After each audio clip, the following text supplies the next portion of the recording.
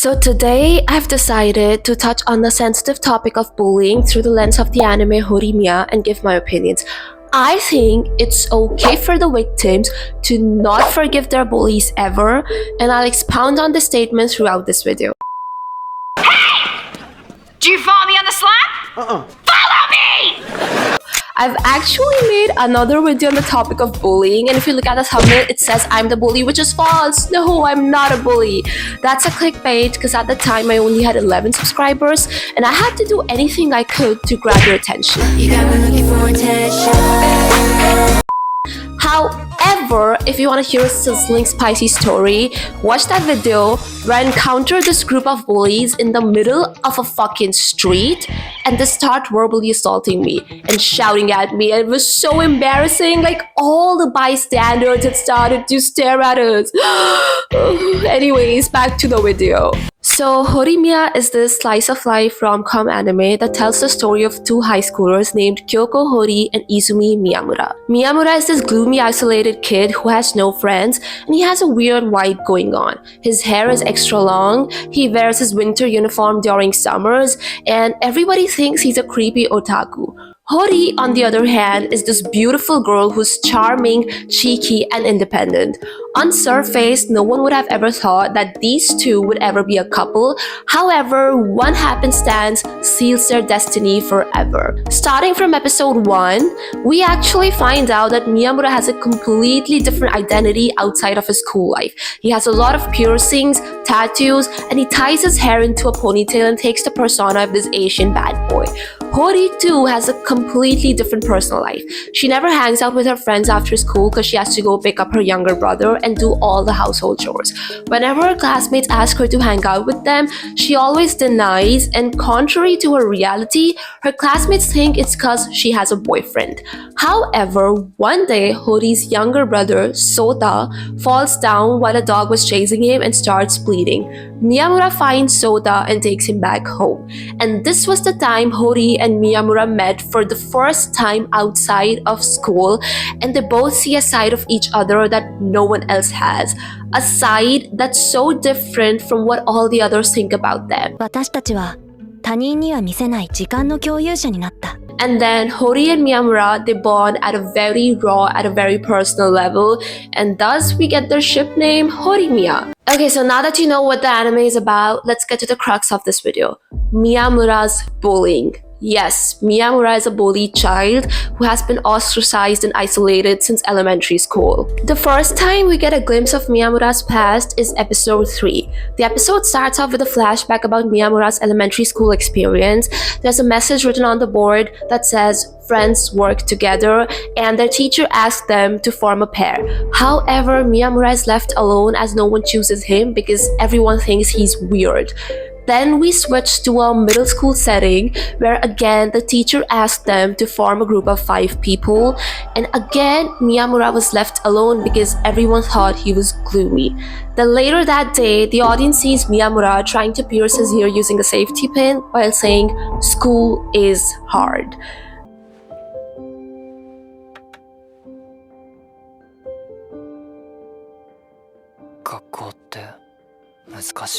Now, I think all these piercings and tattoos that Miyamura got on a whim are actually a representation of his pain and emotional scars.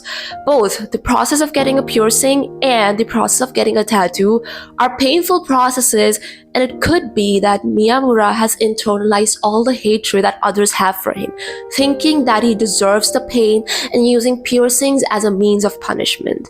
It's actually a very common thought approach that victims of bullying go through, and that is self-abuse. They're constantly told by the adults around them that their bully is not really a bad person, that their bully would eventually come around, so much so that the victims start thinking that my bully is not a bad person, yet they're hurting me. Must be me who's the problem. There's something wrong with me. It's a defense mechanism where you try to rationalize their behavior towards you. If I am the problem, then maybe I can change myself, and then maybe they'll stop hating me. The victims start blaming themselves. In that same episode, there comes a moment where Toru, Miyamura's classmate, calls him weird, and that triggers all of Miyamura's past flashbacks where he was looked down upon and called names. Then in episode 8, the current high schooler Miyamura has a metaphorical talk with his middle school self. His middle school self expresses his hatred for everyone and everything around him. He hated people who were having fun. He hated all sorts of groups and cliques that made him feel excluded for no reason. And he hated teachers too, who made them work in groups, thus highlighting his loneliness. He then lets out a cry for help by suggesting suicide that we bear witness to. 俺、誰にも必要とされてないよね。死んでもいい？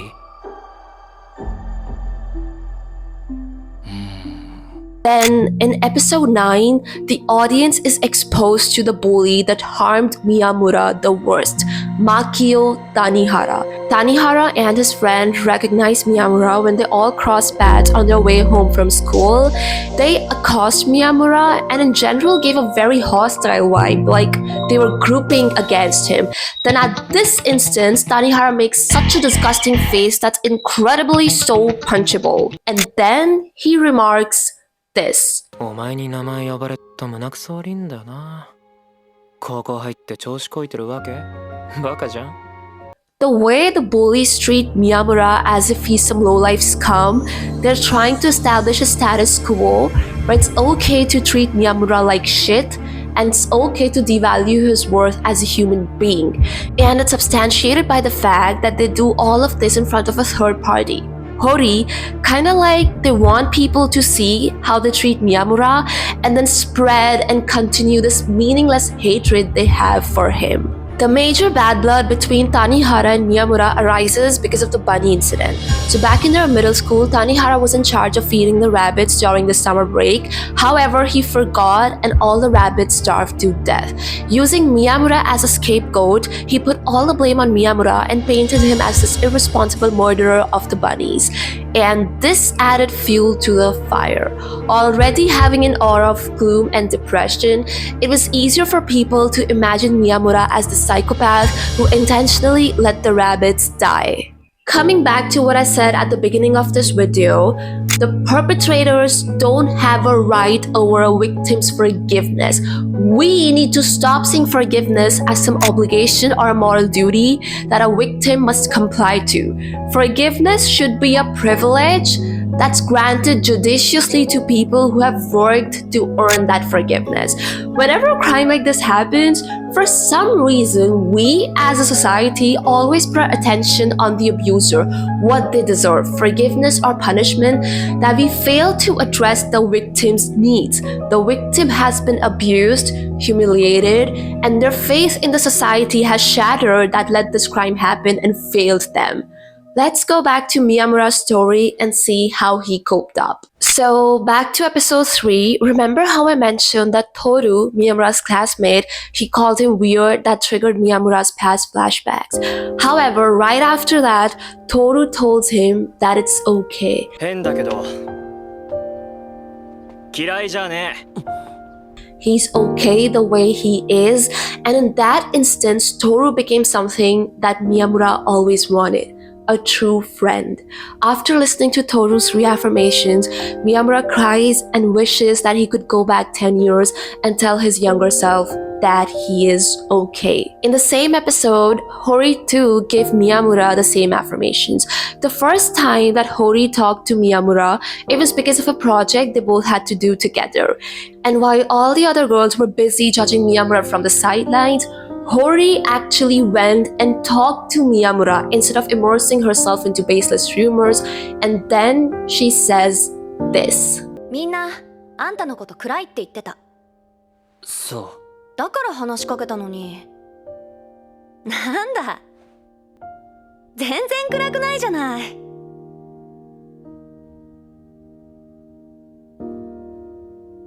変な人、堀さん。In episode 4, the audience meets Miyamura's first ever genuine friend from his middle school, Shindo. Shindo has some heck of a bro code because Miyamura literally tackled him like a bull and yet he was all giggles.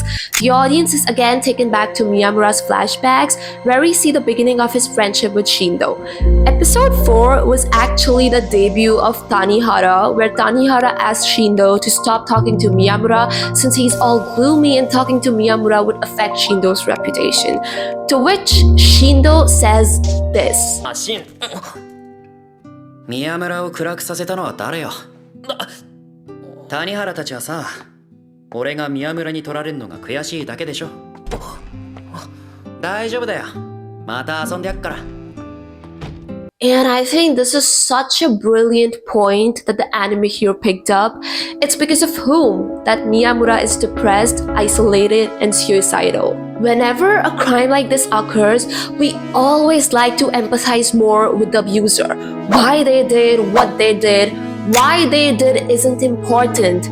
It doesn't matter if they were coming from a place of hurt or insecurities. The only thing that matters is what they did, which they should be held accountable for. What they did, and then how can we as a society help the victim to rectify that pain? It's very easy for us as a third person to empathize with the abuser because we are not the ones being harmed, we are not in the victim's shoes, and we cannot feel the victim's pain. And hence, we are in no position to ask the victim to forgive their abuser. Forgiveness should come by the victim's choice and at the victim's pace. Remember how I mentioned the metaphorical talk that high schooler Miyamura had with the middle schooler Miyamura in episode 8? I told you how the little Miyamura let out a cry for help by suggesting suicide. But what I didn't tell you was the response given to him by the elder Miyamura. The elder Miyamura asked him to hold off on dying because pain ends. He asked him to wait until he makes his first ever genuine friend, Shindo. Then he tells him that soon he'll find a tall guy who would want to be friends with him, Toru. And finally a girl that's waiting for him in the future. A girl who laughs for him, cries for him, gets mad for him, and most importantly is there for him. Hori.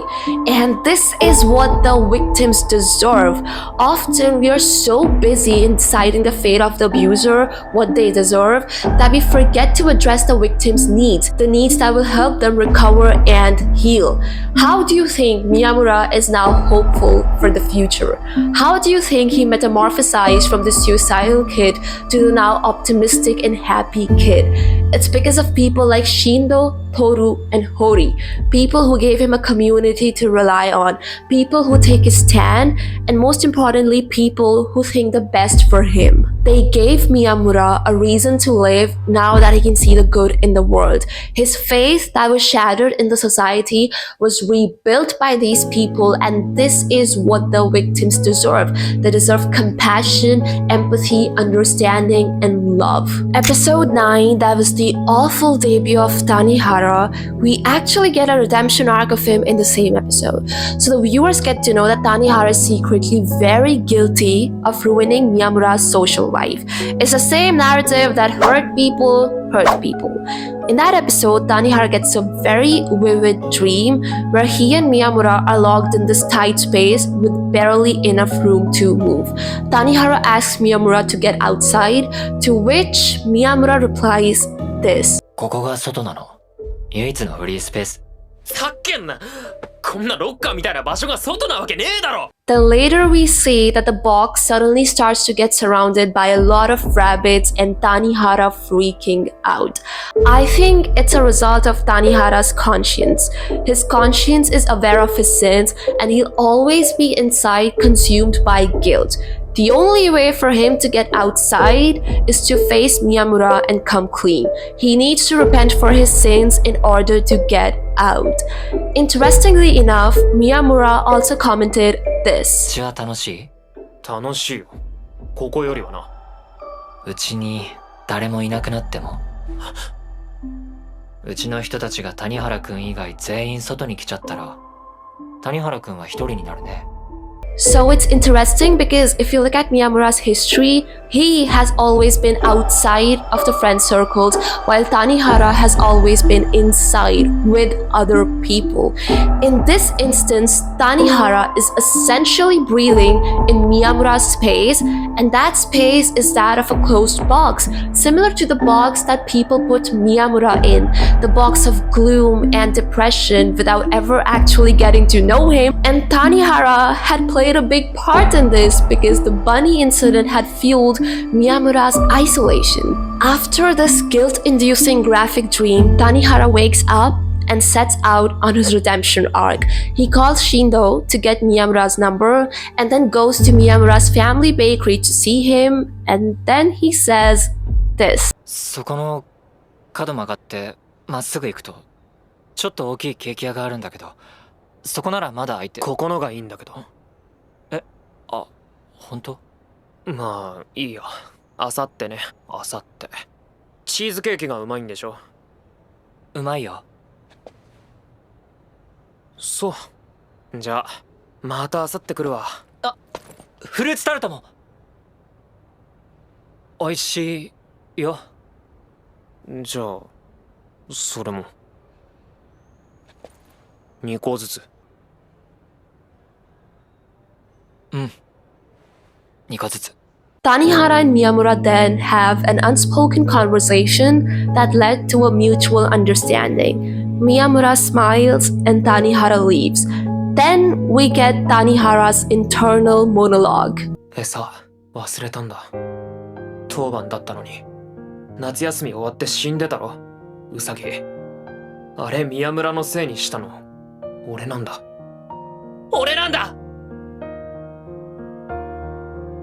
さあ宮村、あのさ、俺さ、俺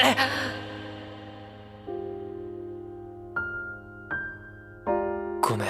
Now, I think it's a beautiful arc where Tanihara is really trying to make amends for his wrongs by taking a step of friendship towards Miyamura. And as viewers who are not in Miyamura's position, we can come to like Tanihara and come to forgive him. But my major problem with this scene is that even when Tanihara finally says sorry, he doesn't say it to Miyamura. Like, the least he could have done is to express how sorry he was on Miyamura's face. However, what saves me from truly disliking the scene is this. その一言が言えていたらと、今更胸が痛かった。The anime here isn't condoning Tanihara's cowardly sorry.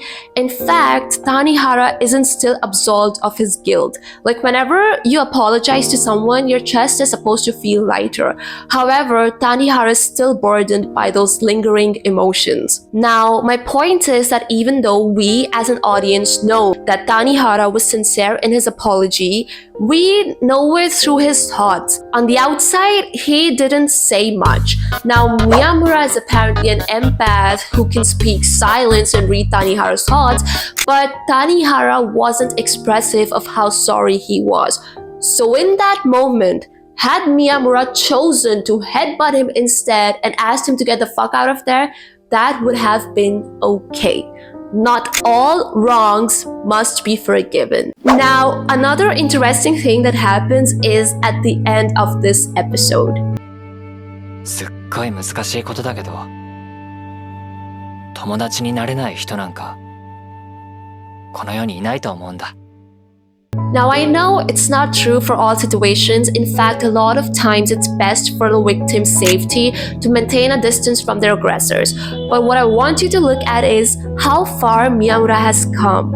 He's able to look for good in people who have been nothing but awful to him, people who have given him nothing but trauma and PTSD. How do you think Miyamura has achieved the state of happiness and calm?